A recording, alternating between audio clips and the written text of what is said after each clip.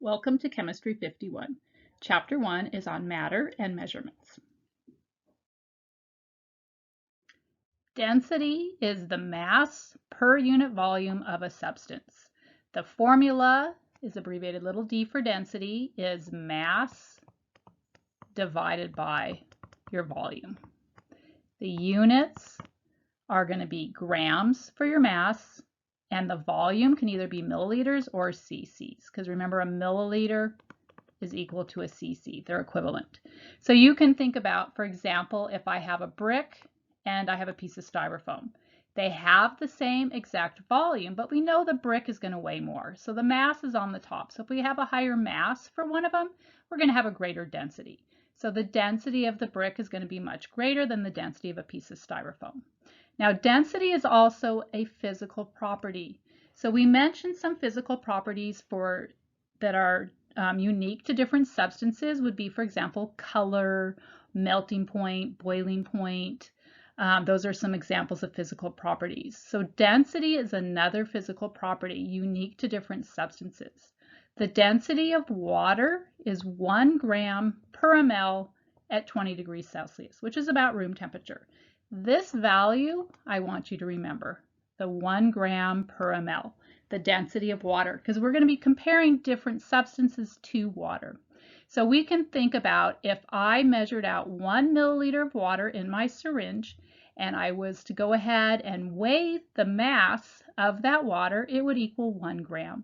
So this is showing a cube of water. So imagine the side of the cube, each side is 1 centimeter, because again, a centimeter cubed is a cc, which is a milliliter. So that would weigh 1 gram. So this chart is showing you the density of different substances. Again, density is a physical property unique to different substances. And then what I wanted you to remember is for water. So water, your density is 1 gram per ml. So if you think about, I have a cork. And if I put a piece of cork in water, the cork's going to float. And if we look at the density here, the density of cork is 0.26 grams per milliliter. So if your density is less than water, so if it's less than 1 gram per ml, then it's going to float.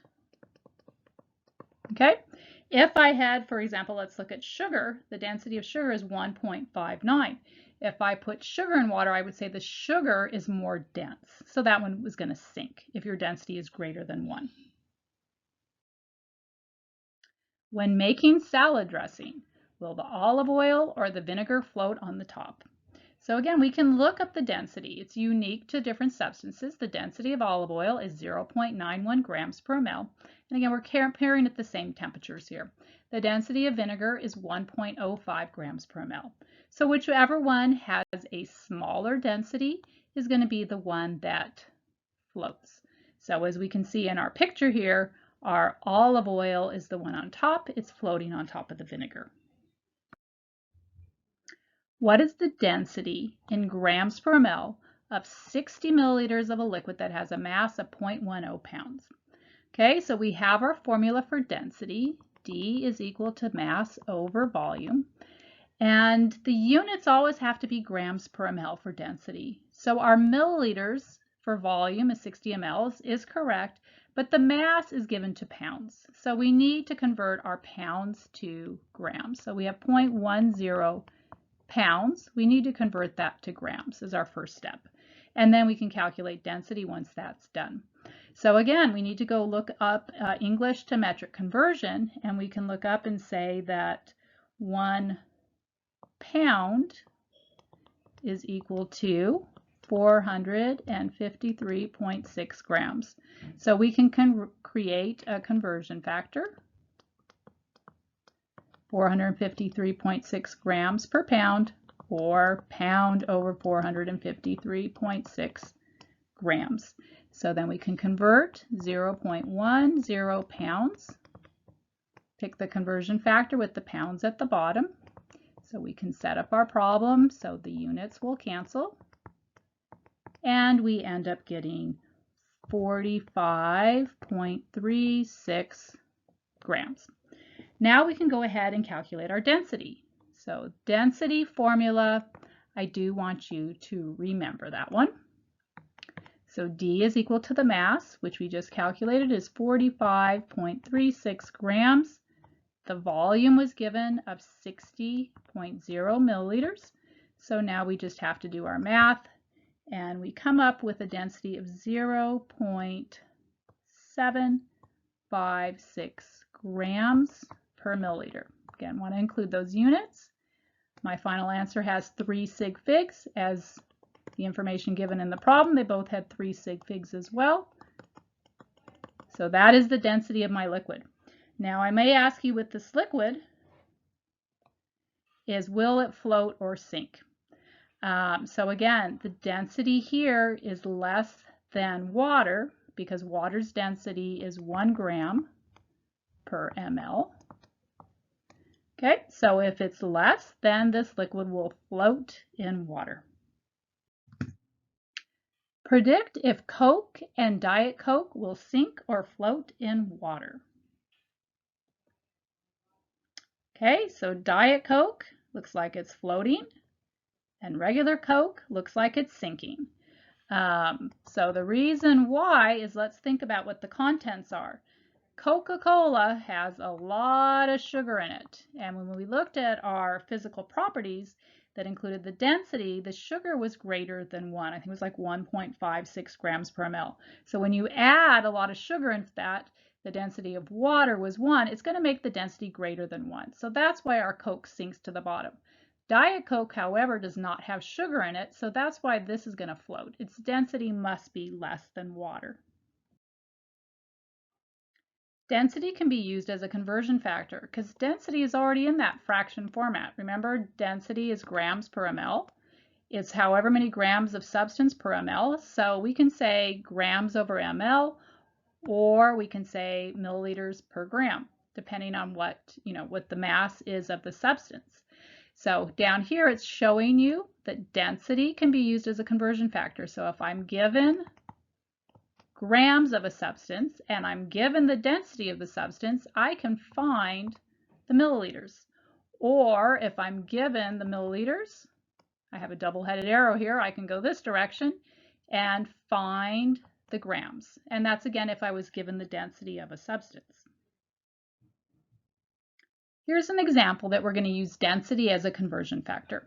How many milliliters of olive oil would you measure if you needed 12 grams of olive oil?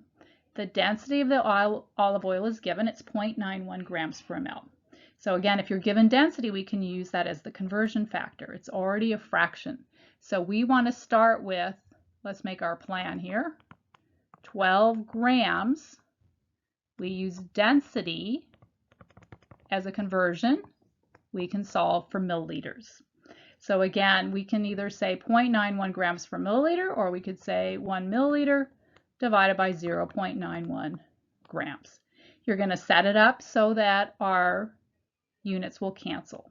So if we have 12 grams of olive oil, we want to cancel the grams. So we put 0.91 grams of oil at the bottom is equivalent to 1 milliliter. So then we can just cancel our units in grams, and 12 divided by 0.91 gives me 13 milliliters of olive oil. And again, I have 2 sig figs in my final answer and 2 given in the problem. So that's how we can use density as a conversion factor. There's a saying, you're worth your weight in gold. I have a king here that weighs 105 kilograms. I want to know in gold what his volume is. So what is the volume in gold of a 105 kilogram king? The density of gold is 19.3 grams per milliliter. So we can use that density as a conversion factor. So in this example, we're going to start with my king. He weighs 105 kilograms. So again, I'm going to go from mass, make my plan here, mass to volume using density. Now my density units are again our grams per milliliter. My mass here is given in kilograms, so I need to convert that to grams. So we're going to go from kilograms to grams, and then we can go from density to volume in milliliters. So this is my overall plan. It's just always good to think about how you're going to solve your problem first. So the first step is let's go 105 kilograms, and we're going to convert that to grams. So there is 1,000 grams in a kilogram. So again, we can make our conversion factors, 1,000 grams over a kilogram or a kilogram over 1,000 grams. And again, we do this so we can cancel units. So 1 kilogram at the bottom times 1,000 grams at the top. Whoops, yes, kilograms cancel, and we end up with 105,000 grams. That's how much our king weighs. And now we can use density to convert from mass to volume. So our density is 19.3 grams per milliliter. We want to have the grams at the bottom, so our grams will cancel. So that's equivalent to 1 milliliter of gold. So we can cancel the grams. So 105,000 divided by 19.3 gives me 5,440.4 milliliters. Now we want to check our sig figs. We are given 3 in both of the numbers. So our final answer should only have 3 sig figs. This one has 5, so we need to change that. We're going to have to put it into exponential notation, so we'll move the decimal over 3 spots. So we get 5.44 times 10 to the 3rd milliliters. So that's the volume of our king in gold. Another term we're going to learn, the last one in this chapter, is specific gravity. Specific gravity is mass over volume, just like what we learned with density. The only difference is there's no units. So specific gravity is equivalent to density, it just doesn't have units. The reason why is we're comparing the density of a substance to water. You measure this with a hydrometer, which is shown over here that we'll look at in a minute. But let me show you, for example, the density of copper is 8.92 grams per milliliter, and again at a specific temperature. The specific gravity is 8.92 because we're comparing that to water. So if I had 8.92 grams per milliliter, that's my copper, and I'm comparing it to water, the density of water is 1 gram per milliliter. What happens when you divide those two numbers is the number is going to stay the same as 8.92, but the grams cancel, the milliliters cancel, so you basically come up with something with no units. So specific gravity is unitless. It's the same basic idea of density, so you just remember specific gravity is density without units. So my density of copper is here, and you would know that density of copper is going to sink in water because its density is much higher than water. So here we are going to look at a couple examples of using specific gravity in the real world, some applications. The first would be in clinical laboratories.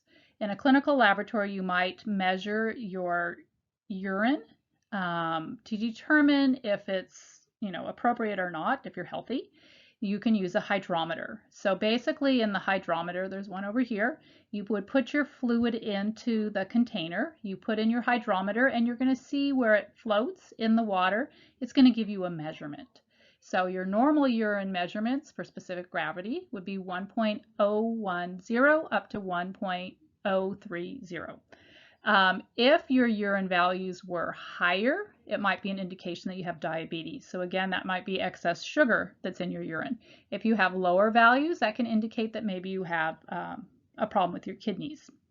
Fermentation is a process to produce alcohol. Specific gravity is measured when you're producing alcohol. And basically, you can think of it like this. Fermentation is you're taking sugar, basically, and sugar is being converted to alcohol in the fermentation process. So this bucket would represent I have grape juice. So my specific gravity of grape juice is 1.100. So you can think of it, it's mostly water. There's some sugar that comes from the grapes in it. The sugar, once you undergo fermentation, is going to be converted to alcohol. So this is one way that winemakers or maybe beer makers know when their product is ready. that the sugar that comes maybe from the grains in making beer or the sugar from the grapes in making wine is converted to alcohol. You would go back after a certain amount of time, measure the specific gravity again. Alcohol is lower than water. So once you have alcohol, the sugar is no longer gone, and then the density or specific gravity of alcohol is going to be less than 1 because it's less than water. So those are a couple applications.